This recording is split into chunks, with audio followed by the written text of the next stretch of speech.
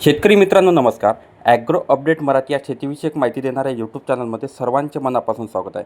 शेतकरी मित्रांनो, आज तारीख 19 मे 2026 आणि आज आपण खरीप हंगामातील मुख्य पीक असलेले कापूस पिकासाठी कोणत्या टॉप 5 वाणाची आणि जे लवकर येणाऱ्या वाणाची लागवड करू शकतो आणि या वाणांची मागील वर्षी शेतकऱ्यांनी चांगले उत्पादन घेतले आहे त्याबद्दलचीच आपण सविस्तर चर्चा ही करणार आहोत. शेतकरी मित्रांनो, यावर्षी बऱ्याच तज्ज्ञांनी सांगितले की अल निनोचा प्रभाव हा पडणार आहे. त्यामुळेच आपल्याला यावर्षी शक्यतो लवकर येणाऱ्या वाणाची निवड करणे हे तितकेच गरजेचे आहे. आपण जर कापूस उत्पादक शेतकरी असाल तर व्हिडिओला शेवटपर्यंत नक्की बघा.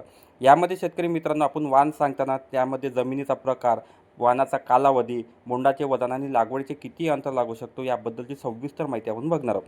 त्यामध्ये शेतकरी मित्रांनो, सर्वात पहिले जर वाण बघितले तर त्यामध्ये श्रीरामा सीड्स कंपनीचे 639.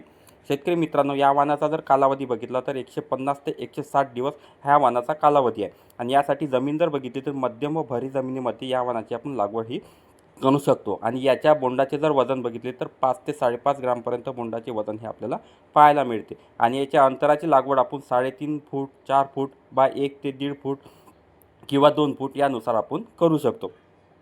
त्यानंतर शेतकरी मित्रांनो, आपण दुसरे जे वाण बघणार आहे त्यामध्ये बायोसीड्स कंपनीचे GHH029 या वाणाचा जर कालावधी बघितला शेतकरी मित्रांनो, तो 150 ते 160 दिवस आहे. आणि यासाठी जमिनीचा जर प्रकार बघितला तर हलकी, मध्यम व भारी म्हणजे तिन्ही प्रकारच्या जमिनीमध्ये आपण याची हे लागवड करू शकतो. या वाणाची विशेषता म्हणजे याची बोंडाची साईज ही खूप टपोरी आहे शेतकरी मित्रांनो. याचे जर वजन बघितले तर 5.5 ते 6 ग्रामपर्यंत आपल्याला बोंडाचे वजन हे पाहायला मिळते. आणि याचे जर अंतर बघितले तर आपण 3.5 ते 4 फूट बा 1 ते 1.5 किंवा 2 फुटापर्यंत आपण याची लागवड करू शकतो.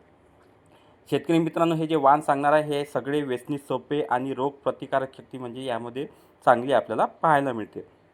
यानंतर शेतकरी मित्रांनो, आपण तिसऱ्या नंबरचे जर वाण बघितले तर त्यामध्ये श्रीकार सीड्स कंपनीचे जय हो, जे बैलजोडी नावाने सुद्धा ओळखले जाते. या वाणाचा कालावधी बघितला तर 150 ते 160 दिवस आपल्याला कालावधी पाहायला मिळतो. याचे बोंडाचे वजनसुद्धा 5 ते 5.5 ग्रामपर्यंत पाहायला मिळते.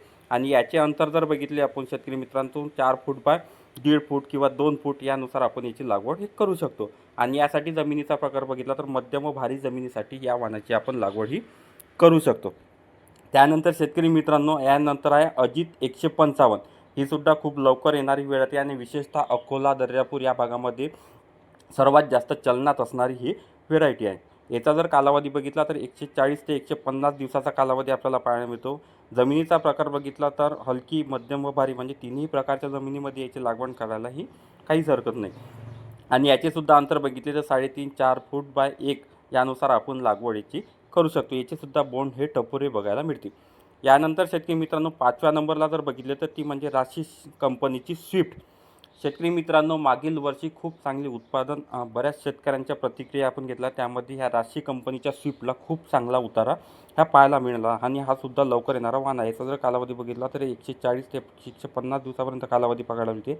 याचं जर वजन बघितलं तर 5 ग्रॅमपर्यंत वजन हे पाहायला मिळते. याचेसुद्धा टोपरे बोंड पाहायला मिळते. फक्त शेतकरी मित्रांनो, याचा कापूस आपल्याला हलका हे पाहायला मिळतो. बोंड जरी ठोकळ आहे परंतु कापूस हा थोडा हलका आहे. परंतु उतारा जर बघितला तर मागच्या वर्षी चांगला उतारा याचा आपला पाहायला मिळाला. आणि त्याचा जर जमिनीचा प्रकार बघितला तर हलकी, मध्यम भारी याच्या तिन्ही जमिनीच्या याच्यामध्ये आपल्याला लागवड ही करता येते. जे 5 वाण सांगितले शेतकरी मित्रांनो, त्यापैकी कोणत्याही एका वाणाची लागवड आपण आपल्या कापूस लागवड जर करत असाल तर 5 पैकी कोणत्याही एका वाणाची लागवड हे आपण करू शकतो. या व्यतिरिक्त शेतकरी मित्रांनो, आपल्या भागामध्ये कोणते वाण तुम्ही मागच्या वर्षी लावले आणि त्याचे चांगले उतारे लागले याचे कमेंटमध्ये नक्की सांगा, म्हणजे ते आपल्याला इतर शेतकऱ्यांना सांगायला मदत होईल.